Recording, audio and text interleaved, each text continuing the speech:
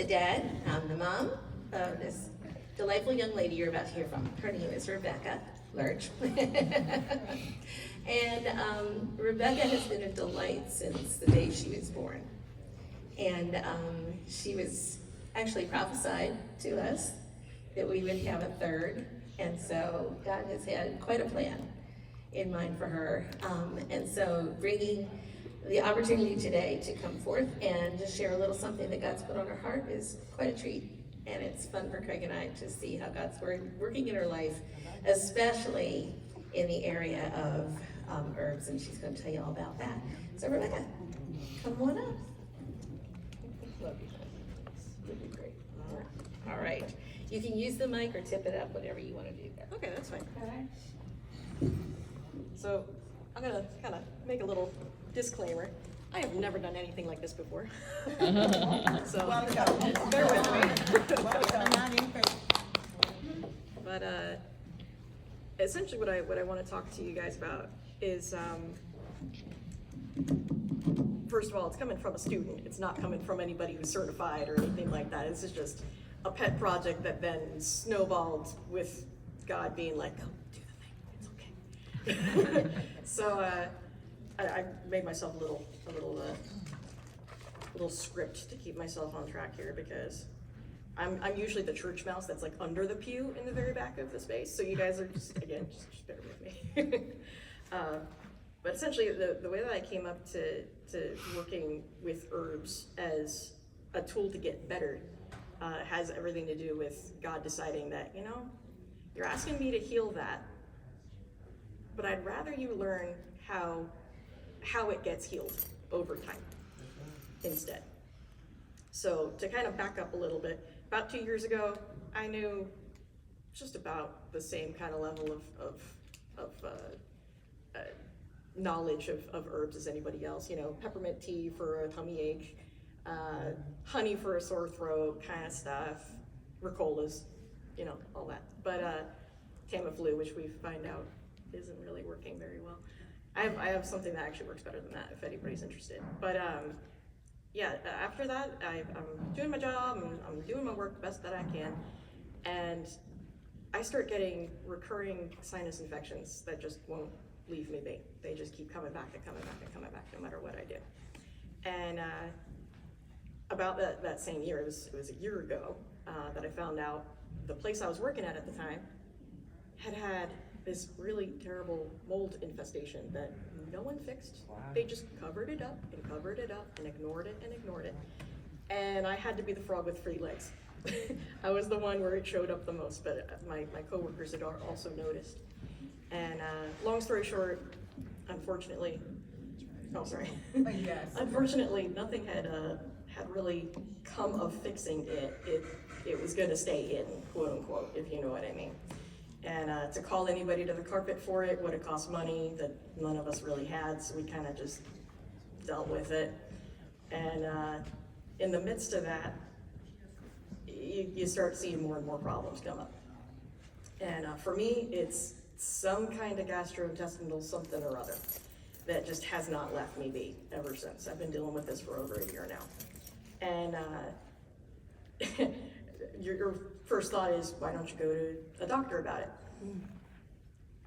I have benefits, except it's $100 to go see the doctor with those benefits, so you can't afford the affordable benefits. At that point, it's like, oh my gosh, you could go on, and that just by itself is a whole other situation, but that's a different soapbox.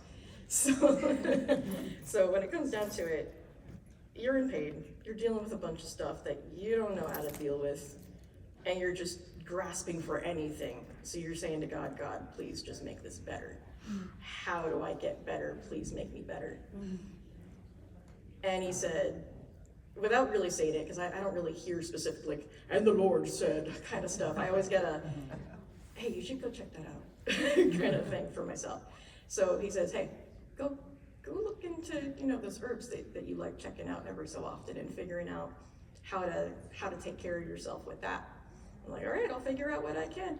So then you sit there and go, okay, but is that really okay? He just said it was okay, but is it okay? So you start looking it up in the Bible, and I found 3 that really stuck out to me, but when you look up herbs in the Bible, you'll be surprised. If you keep digging, you'll keep finding it. It was everywhere. Like, back then, they didn't have Tylenol. They didn't have any of the stuff that we have today, which, blessings. We need doctors. We need good doctors who care about what they do. And unfortunately, they are getting snuffed out one by one, just from the stress. And they don't know how to deal with it, because they don't know God yet. But again, I have like so many different things that are coming out of my mouth, so thank you, God. But 3 of them really popped out to me. Genesis 1:29. Now this was before we were kicked out of the Garden of Eden, so keep that in mind. But and God said, "Behold, I have given you every plant yielding seed that is on the face of the earth, and every tree with seed in its fruit. You shall have them for food." I'm pretty sure everyone eventually has heard the whole quote of "Let food be thy medicine and medicine be thy food." That doesn't come from the Bible, surprisingly. I found that out for myself as I was researching stuff. But that concept still stands, where really it comes down to what you're putting in your body, whether you know it or not. And that's not a fearful thing. It's more of just that makes sense, as I eat my Dunkin' Donuts this morning. I'm guilty.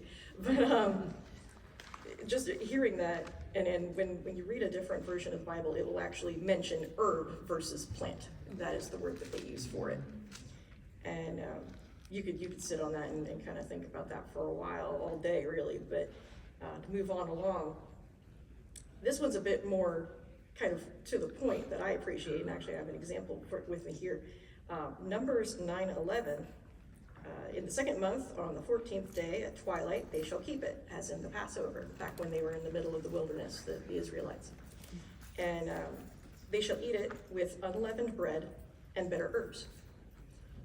It doesn't sound like much. It's like, oh, they're eating pitas, okay. But when you think about it, they didn't have chemical leavening like we do now. They didn't have dry yeast in a jar that you can make your own bread with. It was wild fermented, where to the point where it would break down the harsh grains for your body and make it much easier to eat. They didn't have time to do that. They didn't have the facilities to do that. They had to eat it unleavened. That's a rock in your stomach when you think about it. And when you eat bitter herbs, what happens is it lets your body know that, oh, hey, we just ate something gnarly. Like, we gotta do something about this. So it helps your body digest your food better, is what digestive bitters do. And actually, I have a little bit that I'm working on right now, but I'll get to that later. And the 3rd one that I found, it's an excerpt. It's hard to explain the full conversation without getting really into it. But Jeremiah 8:22, it's essentially in the middle of a rant. Is there no balm in Gilead? Is there no physician there? Why then is not the health of the daughter of my people recovered? So right there, it says, don't you have the balm of Gilead here? You guys make this stuff. This is amazing. You don't, like, this is good medicine. Where are the doctors? Why aren't they healing what they should be healing? So from that, we can figure out, yeah, they had herbs. Yeah, they used them to the point we're in the middle of a rant and they're using it as common knowledge to just say, you have this, what are you doing? Start trying to take care of the situation here. But that in itself is a fun rabbit hole. If you ever want to look up the balm of Gilead, there's all kinds of recipes that people think it was. But I digress. At that point, after figuring out that, yeah, the Bible says people used herbs, yep, they were there for healing. They were not stuck under the moonlight for 3 days, and you're supposed to think that makes them powerful. No, they're just here as tools to help us. But at that point, I started scouring any bookstore that I could, any book sale, anywhere that had information that hadn't essentially been like washed off the face of the earth at a certain point in time in America's history, where we used to use herbs all the time. It used to be in the pharmacopoeia, and which is essentially like this big collection book of physicians looking at it and saying, yeah, you can use this for a cough. Yeah, that'll work. And just trying to find any information you can, starting to look up online of modern research, trying to go through that to cross-reference and say, is that hearsay, is that a wives' tale, or is that true? Is that something that somebody has studied and looked into and figured out that, yeah, you could totally use that. Anyway, in the midst of all that, I'm searching and I'm searching and I'm searching. I'm trying to find what I can about it. And I'm still not getting better for my own problem that I'm dealing with. And I ask God again, hey, I'm looking up stuff, but where do I look? And he'll pop in a book for me out of nowhere that never should have been there. Or he'll say, hey, look that up. And it's always this little idea in the back of my head, either really late at night or really early morning. It'll be the first thing that I think of. And that's where I kept on getting my breakthroughs. And when I look back on it, I realize he gave me those epiphanies at the stage where my body was ready for that specific part of the healing process. So as an example, and this is a weird one to me because I decided to grow it on a whim. It was one of the few herbs that I grew in my garden from seed that survived and flourished to the point where I could figure out that I needed it. But the first one was called Sweet Annie, and its other name is sweet wormwood. It's this scraggly little guy over here. If I can reach it. So I just hung it and dried it. Didn't know why I needed it, but I kept it. And then I found out that it was for intestinal infections and how it actually, it's primarily used for malaria, but it's used for all kinds of issues. I'm about to lose my phone. Apologies. And then after doing that for a little bit, then about a month later, I'm going around in a Wegmans grocery store where they've got a bunch of supplements and stuff, and I suddenly realized I should try some digestive enzymes. I wonder if that would help. And I've never thought of them before. I turned the corner, there they are being discontinued for 50% off. I was like, okay, you know what? I got nothing to lose. Thanks for that. That's in my budget now. I can deal with that. So those things are not cheap. But in the midst of all that, God was still having me learn what I can use. And so while still working at the place where the mold was, and there was no way out of it because you gotta have a paycheck, you gotta eat, I was still able to help other people around me just from hearing hearsay. Like somebody saying, oh my gosh, my sniffles are terrible today. I'm like, hey, by the way, you should check this thing out. They do, and it helped them. I was glad. One of them that I'll talk about later actually helped one of my coworkers where she has a lot of asthma issues. And I don't work there anymore, but she does. And I kind of make it my mission to be like, you good? You need any more of that? Because I'm about to put another order in. Let's go. Kind of stuff. And when it comes down to researching this stuff, I've had God as my radar as to what to take in and what not to, because there's a lot of information that you just don't want any part of.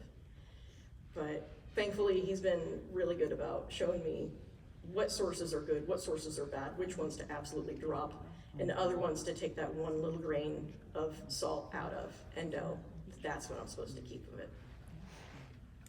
So in the midst of explaining all of that, for my little takeaway is just to see essentially where you guys are at, if you have any questions of herbs that you might have heard of or stuff that maybe I've known about.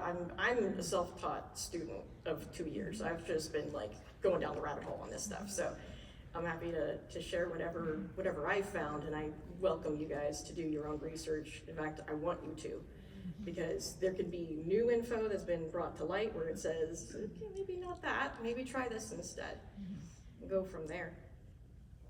But yeah. Go ahead. Why don't you explain some of the things on the table and how they're useful to you, what they've done? Yeah. So the one that I was talking about a second ago is mullein. Mullein is a type of wild plant that you find all over the place. Once you know what it looks like, it's this big, fluffy, in fact, I might have a picture of it in this encyclopedia here. It's this big, fluffy, lamb's ear looking plant. It has just like this really, really big, I mean, they get long. That's what these are just really long leaves. And this helps with if I can get one of them out. This is a smaller one, but this actually helps with all kinds of issues with coughs, with chest congestion, getting the stuff out of your system so that you can breathe again. And my coworker who deals with a lot of asthmatic issues, she said it helps her breathe better. That's What- my favorite. So what Yeah, that's my mom's favorite. It helped her during COVID. What would you do So- with that in order to be able to take it? Some people say you smoke it. I would never ever do that, only because I don't do well with smoking. But I'm glad that you said it, because I actually brought this as a kind of a joke to myself. It's just a coffee filter. That's all it is. You would just put a little tablespoon in there. You would just crumple it up however you feel like. Get a stapler. You have the crushed up kind, you can show them? Oh, yeah, I'm sorry. If you decided to buy some in the store, this is exactly how you would buy it. It comes in they'll have these big bulk jars, and you just take what you need, and a lot of times it'll be crushed up like this for the sake of travel, so it's easier to deal with. But, How do you spell it? oh, yeah, absolutely. Mullein.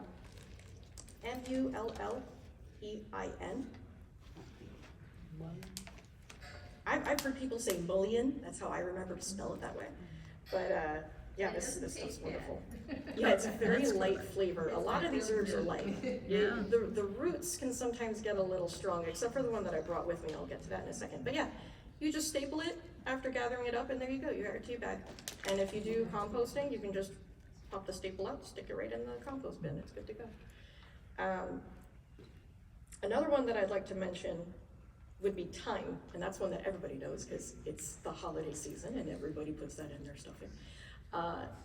Thyme has an interesting history because it actually helps with all kinds of issues. Like essentially, if you want to think of it this way, like it kills everything you want it to kill and nothing you don't want it to. It helps with fungal infections, it helps with bacterial infections. This is all backed by science. This isn't just me spouting stuff. You can look it up yourself too.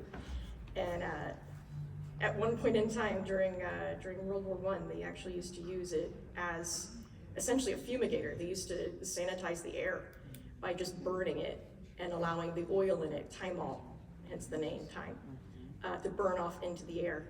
And it would kill the bacteria in the air. It would sterilize it essentially. Let's see. And I can attest to that because I use it and I boil it.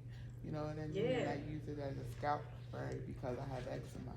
Oh, it's You amazing know for what that. I mean? And it works really well. Yeah. Yes. And what's the put first what? thing? Time. Time. Yeah. And I'll take like 2 cups of water to 1 teaspoon and I boil it. You know what I mean? And I put it and I let it sit. Yeah. For like 2 or 3 days and then What? yeah. No. Let's see again. Yeah, Yeah. and I'll take it, like 2 cups of water and a teaspoon of thyme, and then I'll boil it. And then, you let it sit for like 2 or 3 days, so, to get, how do you wanna say it? Accentuated? Yeah, like more potent, Yeah, it's what I like mean? tea. And then I Yeah. and then I just take it and I spray my scalp, and around my areas too, like where I have it, and it works really great. So Yeah, you yeah. really are right about that. Thank you. I appreciate that. Here you go, ma'am. Yes. Yeah. You have to separate it, right? First? Yes, This is- like I this said, is weird. pick it fresh It's or okay. dry. Yesterday, my pastor came with this oil. Yeah, I know. Yeah. To the But then you church. put it in a bottle. We had chatting too yesterday at my church, and, the name of it was, let's see if I can remember this, sour, graffiola. I've heard of it.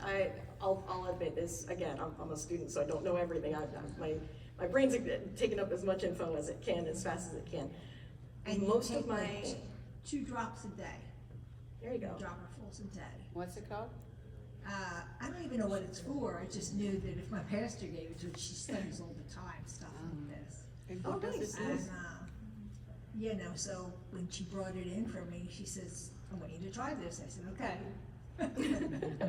So what does Nice. it do? And what did you use it for? What, Well, going through some things in my system right now, and it's to build your blood up. Oh, okay. Gotcha. I'm trying to remember. I have to ask her what church. It's for a lot, it's for a few, I had the bottle at home, I could have brought it. Oh, okay. Nice. What's your pastor's name? Pastor Debbie McElhenney Okay. and Andy McElhenney, husband and wife pastors. That's the funny thing to me is everybody kind of has this like hush hush, like don't tell anybody that I gave you this, but kind of Oh, thing. I don't care. Oh, yeah. I don't know. Hi, you started to explain something with that piece of paper that looks like for the coffee. And Yeah, yeah. what were you gonna say about that? About what do you do with it? Oh, just that It makes a tea bag. it makes a really simple tea bag. Oh, for some It's tea all bag? this- I And so mean- what you, the first herb with the tall one, you can actually boil that? You can. In fact, if you really wanted to, if you don't mind it being big, I mean, I've never thought of freezing it, but frankly, you probably could. Okay. Mullein is great for all kinds of stuff. Is it good for but asthma? You said it was good for asthma? It's good for asthma. Okay. To my knowledge, and again, always do your own research, and this is kind of a side note for everything, but everybody's body chemistry is different. So always check like on your skin and then take a sip and just see how your body handles something, because you could find out that you don't do well. Actually, my mom works with a coworker that we told about the mullein here. And she figured out that, you know what, my tongue feels fuzzy, I'm not trusting it. It's like, absolutely do not take any more of it, that is okay. Just make sure that it's good for you. Is it good for sinus also? It's great for sinuses. It is, okay. Actually, mullein specifically, actually, it's good for all kinds of things. If you infuse it into olive oil with a little bit of garlic, just like a crushed up garlic clove, and put it in your ear, it'll take care of earaches. And ear infections at the same time. This is antimicrobial, so it's gonna kill again? stuff. Sorry. Mullein is good for all sorts of issues. When you have, say, a child has an earache or an ear infection that you think might be it starts getting hot, kind of, obviously they know it hurts. You can actually make an infused oil, just like, kind of like you would say, like with cooking. Ironically, a lot of this ends up being like cooking. You just warm up a little bit of oil, you put some of the mullein in whatever form that you get it in, right into the oil with like a crushed up garlic clove, and you just take a little dropper, stick it in the ear, and let it sit for a couple minutes, and then you can just let it drain out. Either when the child's sleeping, or even for yourself, just, you know, turn on some Netflix, whatever, and it'll take it like that.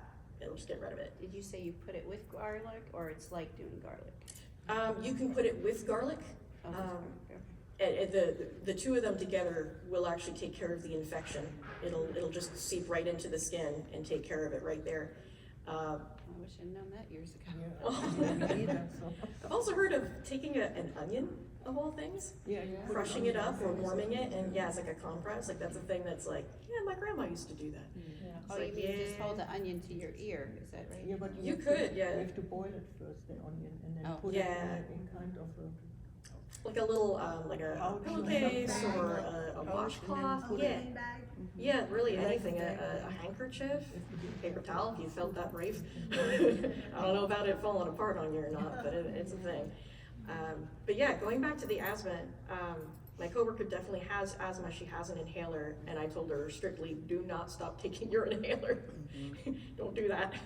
And she did her own research. She decided it was right for her, and ever since she's been having a lot of success with that.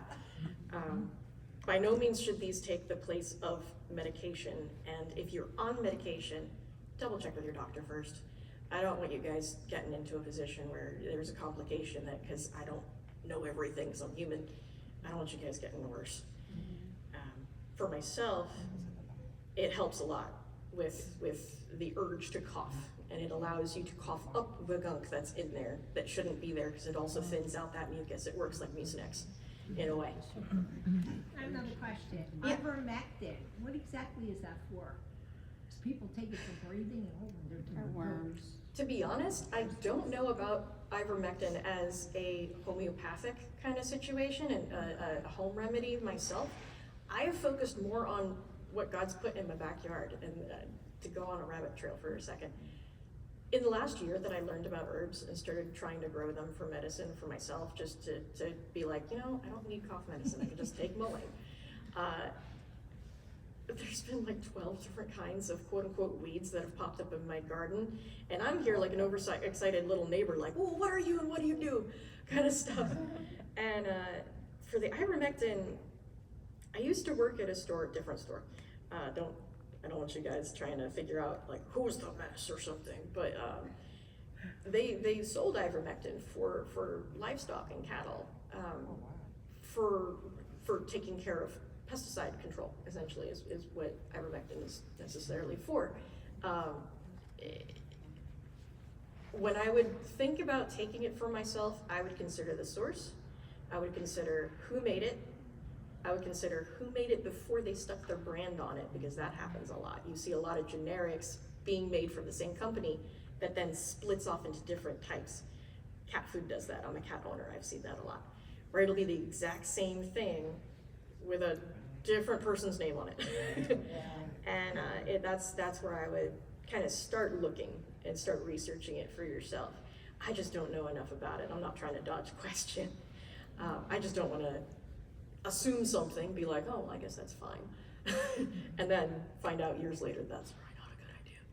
Only because I didn't look into it. So, not to say that it's not good. If it's helping people and it's obviously doing something, I'm gonna stick my neck out and say this. If the pharmaceutical companies are a little bit miffed about it, there's probably something to it. That's right. And that's why, back in history, the reason that we lost herbal medicine as a common form of helping people, because it was the folk medicine, it was the people's medicine, it was never meant to make money. That's why the beginning pharmaceutical companies called them all quack doctors and shut them all down and decided that it was all witchcraft, which it wasn't. Yeah, that's what they said. Yeah. When you start looking into that, you start shaking your head, you're like, oh my gosh, it's a mess. Did anyone else have other questions? What's in the littler jar? Oh, this guy. This is lemon balm. This stuff helped me a lot with just anxiety in general. This stuff is a part of the mint family, and when you rub it between your fingers when it's fresh, smells exactly like lemon rind. If you can't handle the acidity of lemon, but you love that smell, this stuff. And what would you do with it? You can make it into a tea. You can, if you're like gung-ho like I am, you can make it into a tincture, and I'll explain that in a second.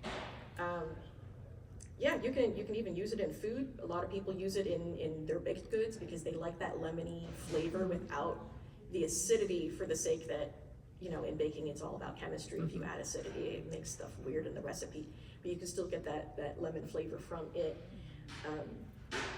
Even just a steam bath, like if you just really are sick of having tea, but you want that smell, you can just stick it on your stove and just make like a little simmer pot, and your house will smell amazing, and you'll feel a lot calmer. This grows in your yard? Yeah, you can just start it from mine actually started from this itty bitty little section, and because it's a mint, mints are a till of the Hun. They like taking over everything. So if you grow mint, stick it in like, we had a little like baby pool that we found on the side of the road that was free, and we were like, okay, free planter. Chunk some little drainage holes in the bottom of the thing, cover it in soil, stick the one little mint plant in the middle, and it just took off. Whoa. It just took over everything in that thing. Cool. It's the best smelling stuff. Cool.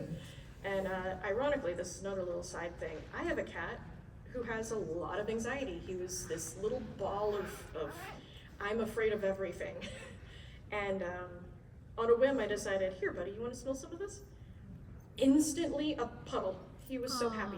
He just was laying there rolling around in it like it was catnip, and he was so happy with it. So, Cool. if your cat has issues, hey, try it out, see what happens. Is it sold as lemon mint? Sometimes it's under that name, but it's a different thing. Lemon balm, Is it lemongrass? Because I know like when you, like we use that, it's like a bush tea, we call it. Like, but you boil it and you drink it and it's really good for you. And it Yeah. also helps like with, you know, like inflammation and stuff like that, you know, on my end. And this, like you said, like with the onion, you know, like my tati, she'll take the onion and she put a little sugar over it, like when you have like a bad cough and congestion, and you take like the syrup from it and you drink it and it helps bring it up, so. Yeah, that's the interesting Yeah. thing though, like that brings up a whole nother aspect where you have, for instance, you have like traditional Chinese medicine, you have Kempo, which is essentially traditional Japanese medicine. You have Native American medicine that are strictly native plants from America. You have, I honestly don't know the names for the others. Right. But essentially every single quote unquote, and if you'll excuse the pun, but like grassroots style of herbal medicine, God gave every single place the right kind of herbs to take care of the problems that they were going to run into there. That's right, amen. We know mostly the Mediterranean herbs because of the trade routes of what went through Europe. So, for instance, rosemary, that was definitely one, and it still is available in Israel today as a bush. It is not this itty bitty little sad thing that's like trying its hardest to live in our northern hemisphere. But it'll just take over. And rosemary is just like thyme. The French also used that to clean their hospitals for World War II, not World War I. To clean the hospital?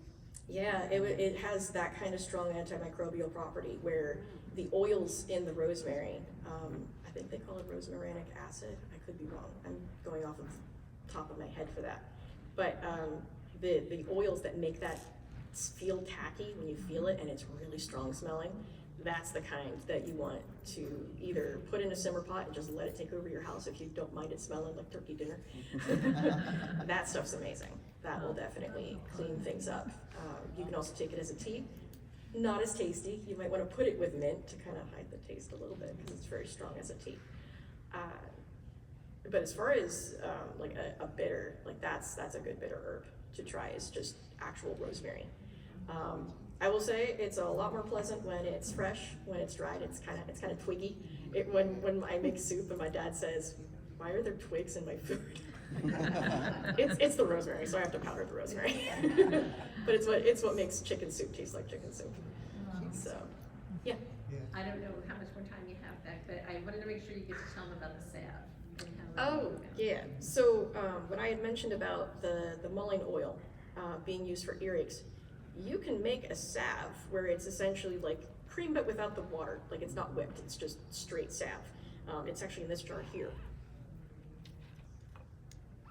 So this started, it's beat to snot, and it's definitely on its way out. I can tell the smell's kind of going on it. So this has been around for 2 years now, but it has lasted. But you can take all kinds of herbs that you know are good for your own body and decide, you know what, yeah, I'm tired of buying lotions that dry out my skin because it makes me buy more lotion. Instead, you can make a salve where it's just oil, beeswax, or any other kind of wax that you prefer. If you like soy wax to keep it more vegan, totally understand that. And whatever herbs you like. So I found out really early on that my hands get dry to the point where I can make a fist in the middle of winter and my knuckles will just crack open. Not fun. Not fun at all. And this is the only stuff that helped with that, because I figured out what I could use for it. It's a couple of different herbs, but if anyone's interested, I mean, I'm happy to let anybody know what's in it for the sake of maybe you have that problem too.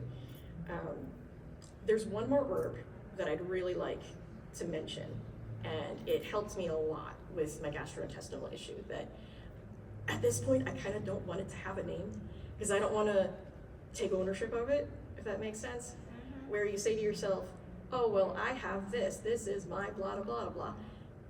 It doesn't work like that for everyone. For myself, it feels wrong to give it a name at this point because it's already on its way out and I don't want to take ownership of it. It doesn't belong here. It's like, I don't care who it is, just take it out at this point, just get rid of it.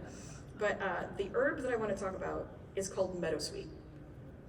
This one is a powerhouse.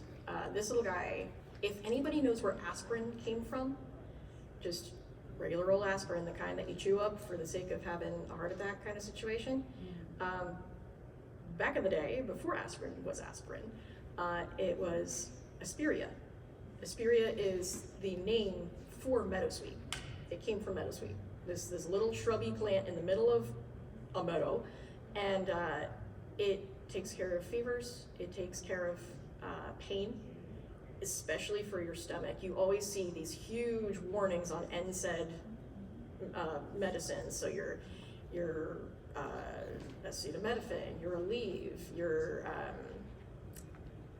your ibuprofen or Advil. They all cause stomach bleeding. They all cause damage to your liver. Meadowsweet doesn't, because it's the original version that God made. It's the whole herb. People in the pharmaceutical industry decided, you know, we finally found this one constituent, this one little chemical in this whole web that kills pain. We're gonna take that and we're gonna take it out of its normal habitat, away from all these other chemicals that keep it in check. And we're gonna bump it to 500%. Yep. So that you can feel the pain go away in like 10 minutes. But you have to take it every 4 hours. But don't take it very much past those 4 hours, because then you have stomach bleeding. Can you repeat what you just said? Yeah, so when a medicine is decided for pharmaceutical production for profit, unfortunately, they will take an herb. A lot of times stuff comes from the herbs as kind of their base, and be like, well, okay, so meadowsweet takes care of pain.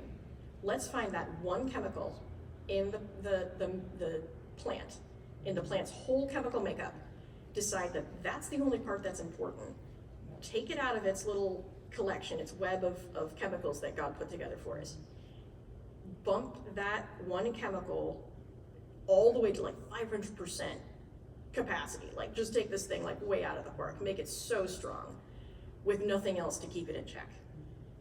Stick it in a pill, stick it in a bottle, put a warning on it that says that it causes stomach bleeding, and say that it's okay for you. Oh my God. Yeah, that's what it is. That's how it turned out. That's how it started. And then they figured out that white willow bark, has the same chemical in it, and it's easier to get a hold of. So they skipped the one that is safer, went to the one that actually does have the problems, made that stronger, and used that instead later on. So now you have this medicine that does wonderful things, but it's got a price to it. And you just have to live with that price if you don't know any other options. So when I was really, really sick, I had terrible pain, like when I ate, when I didn't eat, when I couldn't eat, and yet I still had to do this job that was very physically demanding. And I was stuck in a rock and hard place. It's like, do I make the pain worse later to have no pain now? To me, it didn't make sense after a while. And then I found out about meadowsweet and how aspirin is quite literally, the name means out of spirea. Out of this plant is how we got that medicine. So when you take meadowsweet, it is the lightest tasting, like if you've ever had white tea, take the bitterness out of white tea and you have meadowsweet tea. It is the lightest thing. You could give this stuff to a kid and the kid will not care if you put a little bit of juice in it to make it sweet. Is that with a T or D, meadowsweet? Meadow, like a, Oh, meadow. meadow, yeah, Oh. sorry. I'm saying it pretty quickly, I apologize. That's okay. It will kill the pain within 10 minutes of taking a sip. If you sip this through the day, it is safe, assuming your body makeup likes it, because some people still have issues with different herbs. Their body makeup just doesn't like it, and you gotta listen to that and accept that, okay, that's not my thing, but there's other stuff that helps with pain as well. This is my favorite, because it doesn't cause bleeding, it heals it. So if somebody has a gastric ulcer, for a while I thought I did, and I might have, I don't know. It heals that pain. It heals the thing that causes the pain, and it stops the pain at the same time. I don't know many medications that do that without causing a lot of problems later on. So for the sake of mentioning that, for anybody who you know, look it up, check it out. It's the best one that I've ever found for pain, for myself, for my own body makeup. But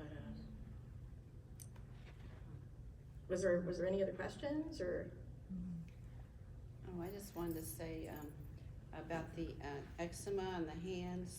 Yeah, I've yeah. had that for years, and I found, for anyone that might help, that if you, don't use hot water when you wash your hands, use cool water, and you dry really well, that helps a lot. And of course, wearing gloves in the winter weather. Oh, yeah, It made a huge difference. I didn't have it, and of course, lotion or whatnot, it's oils and. yeah, Yeah. yeah. That's just it. It just depends on what's right for your body, for your skin type, for everything, essentially. I'm actually glad that you brought that up, because I forgot to mention that this little guy, can I just say I love these jam jars? They're the most useful things. Because they're just there, and you don't have to buy them, you already bought them, why not use them, they're great. That's good. But burdock root is a wonderful, wonderful thing, because it grows in your backyard and you probably don't even know it. This stuff is the one thing that has helped me with my scalp psoriasis specifically. Oh, wow. I developed scalp psoriasis back when I was in 4th grade, I think, is when I got like a really stressful situation. I forget what happened, but it was bad enough for my body to decide, like, we're done, we're not doing this anymore.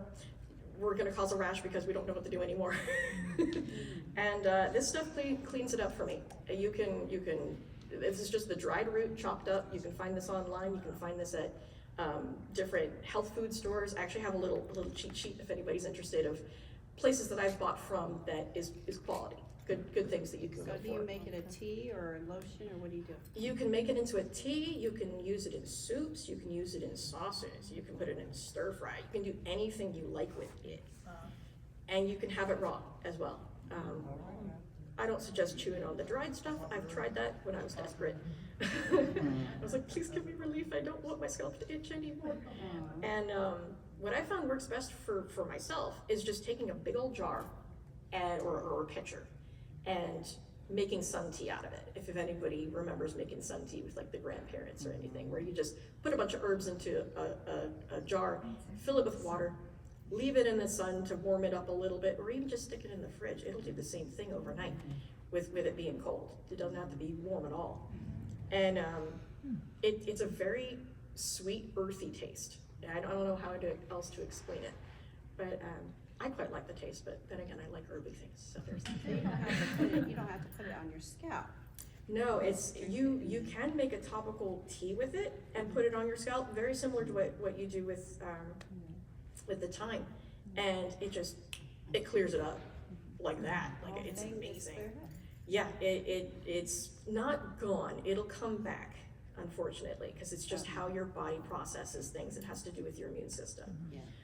For scalp psoriasis, or just psoriasis in general specifically, but it made a world of difference. Wow. Yeah, it's great stuff. Sharing that. It also cleans your liver. Wow. If you have issues with just feeling sluggish and not knowing what to do with it, and you're just tired all the time, and you don't understand why, we don't even realize how many toxins are in the foods that we eat, in our Dunkin' Donuts. that our body says, I don't know how to deal with this, we just need to get rid of it, we need to get rid of it now, but there's no way to do it. Burdock helps with that. So, What's the name of that? burdock root. Is that what you saw growing outside? Yeah, that's what I saw when you go out the front door and you see this big leafy looking thing. It almost kind of reminds you of cabbage. Kind of just like these big, like kale looking, cabbagey looking leaves sticking out of the ground. It's what they call like a tilling weed, where it finds really compacted soil and it says, this doesn't have to be compacted anymore. I'm gonna pave the way for other things.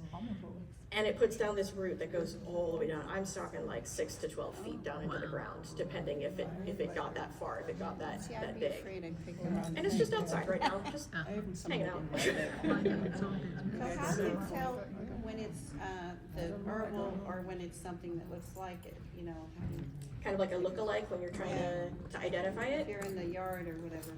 Yeah, at that point, it's kind of just getting familiar with what that plant looks like from pictures. Like, for instance, I have this little encyclopedia where it's got pictures and such in it.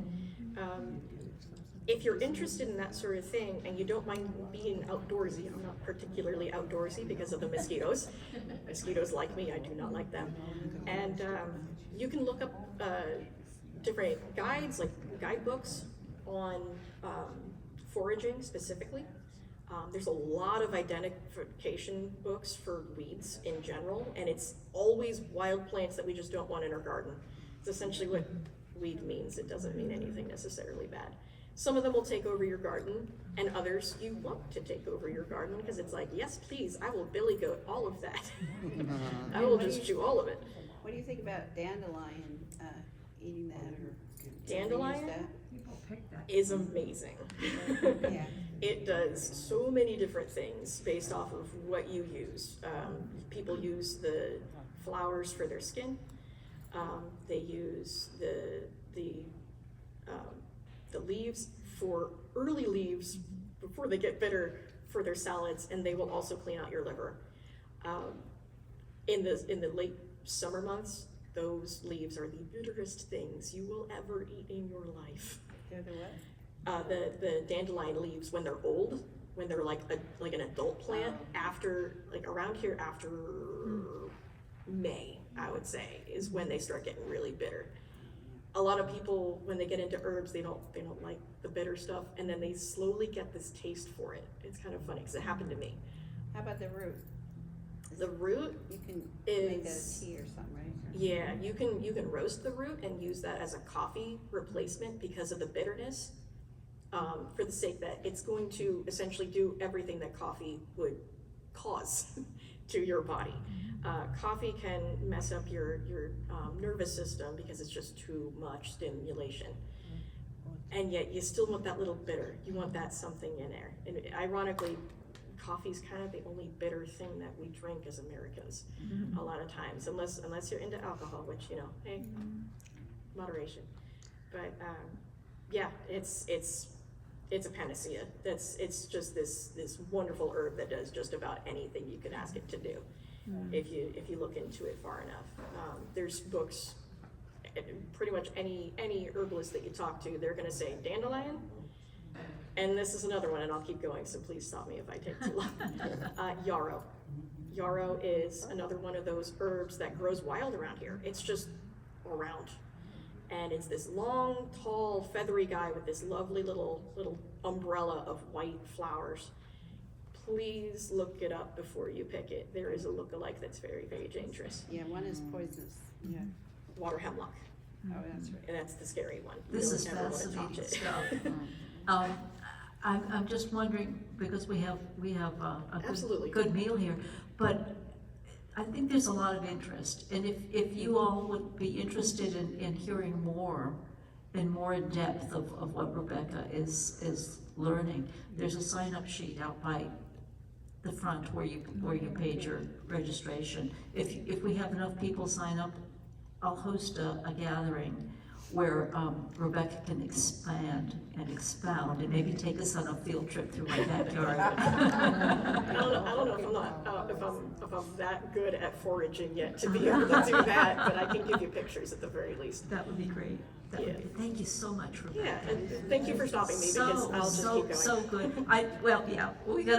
We want to honor the cooks. Absolutely. We want to honor our tummies. There you go. But, you know, you're gonna hear about